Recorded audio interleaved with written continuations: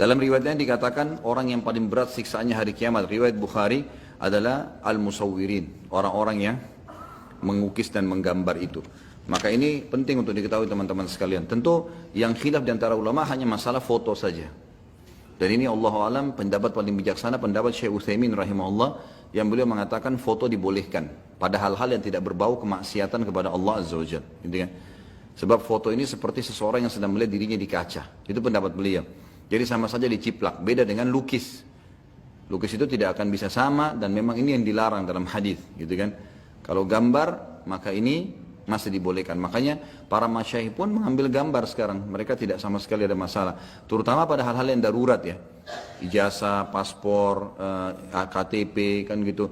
Semua butuh ya, apa namanya? Foto gitu kan. Tapi kalau orang sengaja pajang fotonya sesuatu yang tidak ada, ini lebih baik jangan, lebih baik dihindari. Terutama teman-teman bagi orang yang sudah meninggal dunia, fotonya jangan disimpan. Ini peringatan para ulama. Dikhawatirkan jangan sampai foto itu masuk di larangan tadi. Sehingga orang yang mati itu disiksa gara-gara foto. Saya subhanallah waktu masih kelas 3 SMA di Madinah, sempat saya simpan foto ibu saya, Allah yarham. Ibu saya meninggal. Ada bukan foto beliau, KTP-nya. Jadi ibu saya meninggal tahun 79. Semoga Allah rahmati tentunya. Waktu itu saya masih umur 4 tahunan. Kemudian saya sempat dapat waktu saya pas lagi sekolah di Madinah ada KTP beliau disimpan sama ayah saya. Saya ambil, saya simpan mengenang ibu saya. Saya tadinya belum paham gitu. Teman saya subhanallah, sekarang beliau sudah doktor Muhammad Rahili, adiknya Dr. Sulaiman Rahili, sahabat dekat saya. Kemudian dia bilang sama saya, dipanggil, duduk di mobil, terus dia nasihatin. Itu tuh kakak kelas saya, dia sudah tingkat 2 kuliah hadis. Dia bilang, Khalid, ente nggak berpikir akhi tentang masalah foto ibu ente kalau ente simpan. Karena pernah saya sampaikan kalau ada saya simpan. Saya bilang kenapa akhi? Hadisnya tuh terlalu tegas gitu. Orang yang paling berat siksaan hari kiamat, neraka nanti akan mengancam, akan menyiksa orang-orang yang punya gambar, lukisan. Anggaplah kalau itu patung, oke. Tapi kalau foto kira-kira masuk, kalau masuk misalnya minimal, bagaimana nasib ibu ente? Gitu kan? Lebih baik jangan disimpan. Allahu a'lam, dan saran saya ente musnahkan. Saya nggak pakai tunggu waktu itu. Saya minta korek dari rumahnya, saya bakar dan alhamdulillah saya tidak simpan lagi. Karena mengenang orang tua kita dan kerabat kita sudah meninggal teman-teman dengan memperbanyak amal soleh buat mereka, bukan dengan fotonya. Ya, bahaya. Apalagi kalau foto ibu kita tidak tutup aurat misalnya. Orang-orang dulu kadang-kadang tidak tutup aurat, ya kan? Ini malah berbahaya. Jadi jangan bilang nanti diwaswas oleh syaitan, nanti kamu kenang orang tua kamu bagaimana? Ingat, pengikut Nabi Nuh alaihissalam jadi sesat. Justru karena datangnya iblis menjelma dalam hadis Bukhari dan berkata kepada mereka, maukah kalian mengenang orang-orang soleh itu Nuh dengan para sahabatnya? Maka kata generasi tabi'innya ini tentu saja. Kata iblis menjelma jadi manusia, dia mengatakan, kenapa kalian tidak buat patungnya? Atau gambarnya dipahat, dibuatkan bingkai, kayak kita sekarang foto atau lukisan.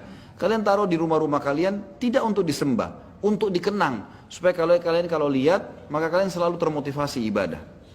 Iblis ini godaannya jangka panjang.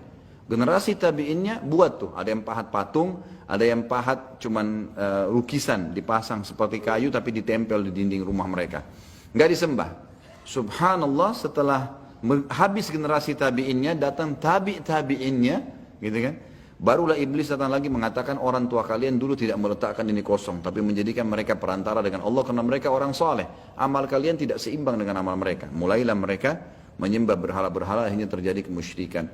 Hati-hati teman-teman sekalian, gitu kan? Kita tidak tahu nanti foto-foto ini. Ini amannya ya. Kalau mau lebih aman, yang terbaik kita mengenang orang tua, kakek kita semua bukan dengan foto tapi dengan amal soleh, banyak doakan. Yang dibolehkan dalam agama, gitu kan? Menyebut-nyebut kebaikan mereka, bersedekah buat mereka, itu jauh lebih baik. Cukup nama dan selesai. Nabi SAW tidak ada fotonya. Kalau Allah mau, bisa ada gambar Nabi SAW. Bisa, tapi Allah nggak abadikan. Cukup ditahu ini ada nama Nabi Muhammad SAW, kita bacakan salawat buat beliau. Oh ini ada sahabat-sahabat yang masuk surga, 10 orang dan sahabat-sahabat yang punya kemuliaan, dan ini fadilah-fadilahnya dinukil dalam buku-buku supaya kita tahu fadilah mereka, dicontohi. Hanya itu. Bukan dikenang dengan gambar, karena ini berbahaya sekali efeknya. Jadi saya sarankan keluarga kita yang sudah meninggal, maka jangan dipajang apalagi disimpan. Foto kita pun lebih baik kita simpan teman-teman. Kalau darurat, Syekh Utsaimin menganjurkan agar tetap jangan pelanggaran agama. Maksudnya, kalau kita punya foto, mungkin foto perkawinan, mungkin foto istri atau foto suami, foto anak dibutuhkan, ditaruh di album disimpan. Di HP pun darurat disimpan. Satu waktu perlu untuk identitas misalnya boleh. Tapi kalau untuk dipajang-pajang, ini ada hukum lain. Seperti misalnya tidak masuknya malaikat di ruangan yang ada gambarnya, itu masuk dalamnya foto kalau itu. Itu masuk di dalamnya juga foto, Allahu alam. Jadi hati-hati karena ini ancamannya sangat berat.